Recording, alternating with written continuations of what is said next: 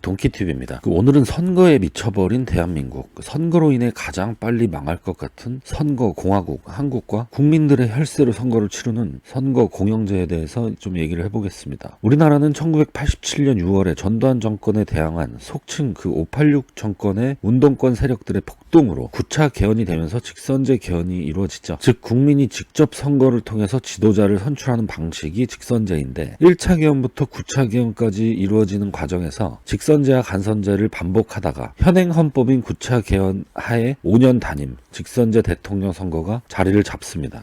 글쎄 저는 개인적으로는 1980년대 전 세계에서 민주주의 역사가 거의 가장 짧은 꼬마 민주주의 대한민국에서 과연 전 국민이 한 명 한 명 모두가 선거에 참여해서 지도자를 뽑는 직선제가 옳은 선택인지에 대해서 굉장히 의문을 가져요. 선거라는 건 결국 누군가는 당선이 되는 거죠. 그 당선에 국민의 의사를 얼마나 반영하는 그 방법의 차이가 직선제와 간선제 이런 구분인데 미국과 일본도 취하지 않는 직선제를 대한민국이 굳이 그렇게까지 격렬하게 데모를 해가면서 1980년대에 이뤄야 될 이유가 뭘까? 간선제 방식으로도 사실 얼마든지 국민의 의견을 반영해서 지도자를 선출할 수 있고 직선제에 비해서 비용과 시간을 현격하게 줄일 수 있는데 과연 1987년의 대한민국이 꼭 직선제만이 정답이었나? 저는 그렇게 생각하지 않아요. 얼마 전에 성추행 파면으로 무책임하게 물러난 두 시장님이죠. 오거돈 시장과 박원순 시장.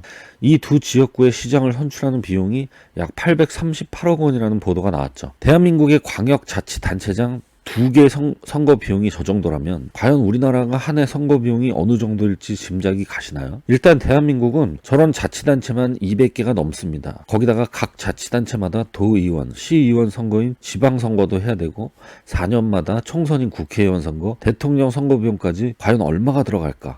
거기다 뭐 통장, 이장 뭐 이런 숫자는 셀 수도 없습니다. 뭐 어디 그뿐인가요? 우리나라에는 각종 위원회 위원, 뭐 심지어 아파트 동대표, 일반 상가의 관리단까지 한국은 거의 선거에 미쳤다고 봐도 과언이 아닐 만큼 많은 선거를 하는 나라죠. 저 선거 비용뿐만 아니라 저 선거에 부수되는 인력과 광고비, 뭐 시간까지 합치면 천문학적인 액수가 선거를 위해 지출되고 있습니다.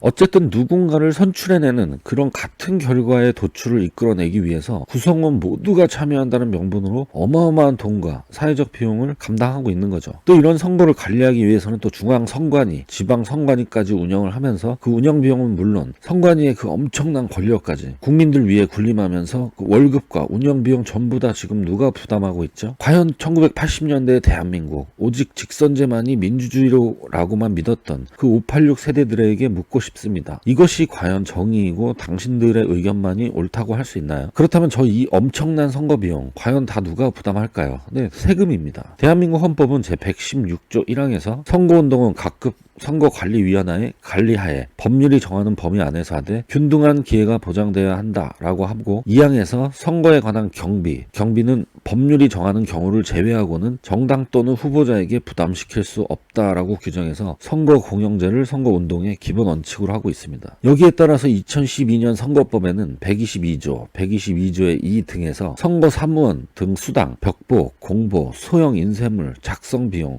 신문 방송 광고 비용, 방송 연설 비용, 합동 연설의 비용, 공개 장소에서의 연설, 대담 비용, 개표 참관인 수당 등에 소요되는 비용을 국가나 지방자치에서 부담하도록 하고 있습니다. 즉 선거 공영제란 선거에 들어가는 비용은 전부 세금으로 충당하자 이런 제도죠. 돈이 없는 사람일지라도 선거에 입후보할 수 있게 세금으로 지원하자는 제도입니다. 민주적인 제도 같지만 과연 이렇게 천문학적인 국고가 사용되는 것을 국민들이 좋아할까? 아니요, 그렇지 않습니다. 지금 국민들이 용인하고 있는 이유는 눈먼 돈이라 별거 아닌 것처럼 보여서입니다. 제가 장담하는데 이 선거 비용만 없애도 우리나라 가구당 집 한 채씩은 살 걱정을 전혀 안 하셔도 될 겁니다. 우리 전 국민이 집까지 못 사면서까지 하는 이 미쳐버린 선거 과연 너무 민주적이어서 좋은가요? 그게 아니라 대부분의 사람들은 그냥 관심이 없는 거예요. 왜? 내 돈이 아니라고 생각하니까. 또 여기에 얼마가 들어가는지 무슨 선거를 어떻게 치르는지 각자 살기 바빠서 잘 모르니까 그게 답니다. 선거에 들어가는 비용을 만약에 직접 걷어서 눈 눈앞에 액수가 보인다면 과연 여러분들이 그 선거를 하라고 할까요? 이번 지방선거를 위해 가정별로 500만 원씩을 걷어야 하니 협조해 주시기를 바랍니다. 이렇게 말하면 참여할 국민들이 얼마나 될까요? 아마 절대 선거하지 말라고 반대할 겁니다. 이 직선제 개헌을 위한 6월 항쟁의 모티브가 됐던 영화 1987을 한번 볼까요? 저는 이런 식의 감성파리 좌파 영화를 절대 안 보는 편인데 바로 저 6월 항쟁으로 인해서 대한민국은 명실상부한 선거공화국으로 자리매김합니다.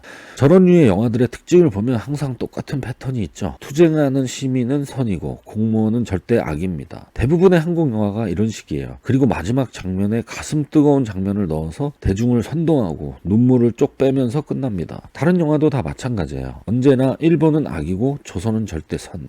반드시 마지막 장면에 또 눈물 빼는 장면, 대중을 분노하게 하고 그 감성을 팔아서 엄청난 영화 수익을 올리죠. 이제 정신을 차리셔야 됩니다. 제가 여러 번 말씀드렸지만 진실은 저런 영화나 드라마처럼 가슴이 뜨겁고 감동적이지 않아요. 진실은 항상 불편하고 드라이하죠. 대중을 선동하기 위한 눈물쇼에 항상 속는 건 그 대중이죠.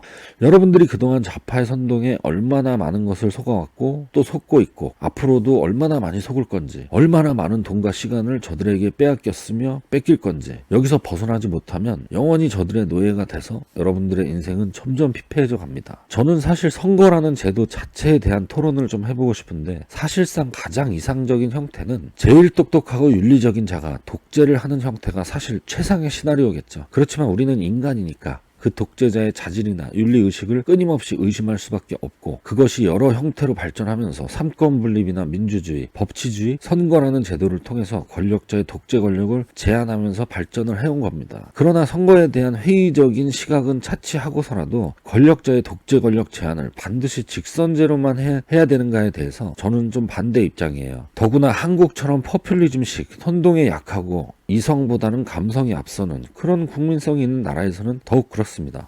민주주의라는 건 감성적인 국민들에게는 굉장히 쥐약이 될 수 있는 제도죠. 민주주의의 가장 큰 오류는 포퓰리즘이나 전체주의로 빠져서 구성원들이 엉뚱한 선택을 해버리면 1인 독재보다도 못한 최악의 결과를 낳을 수 있다는 단점이 있어요. 지금 한국의 현실이 그렇죠. 그만큼 구성원들의 자질이 부족한 상태에서 구성원의 다수결로 무언가를 결정하는 건 상당히 위험할 수 있습니다. 최근에 민주당은 아예 선거 연령을 낮춰서 고3 수험생들까지 이 선거판으로 끌어들였는데 저들의 목적이야 나이 어리고 철이 안 들수록 좌파를 지지한다는 계산이 있겠지만 글쎄 제가 보기에는 선거에 미쳐서 망해버린 첫 번째 국가가 대한민국이 될까봐 걱정이 됩니다. 오늘은 여기까지 하겠습니다.